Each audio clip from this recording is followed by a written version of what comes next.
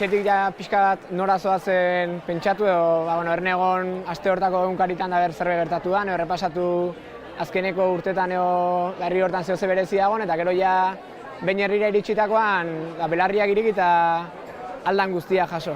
Hona etorri gara eta goizean iritsi garenetik azten zara jasotzen hau nordan, bestean nordan, non bizidan, historiak eta apur bat saiatzen gara igual bideratzen hortik.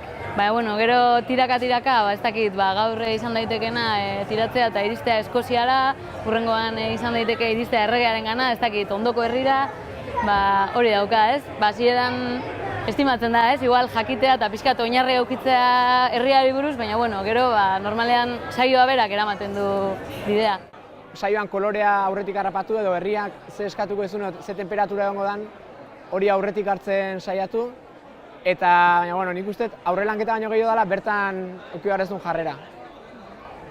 Baita, saio librean interesanteena nire ustez da, gaiak indian saioak normalki, gai motan arabera, baina normalki edonorako balio dezaketen saioak dira, ez? Gaia balin badabintzat orokor xamarraz, baina libreko saioetan derrigor bertan errotu behar dezu, ez? Bertan errotutako saioa dira. Mundu referentziala bertakoa da, bai jendeana, bai auzoko edo herri hortako gertaerana, herri hortako egoerana.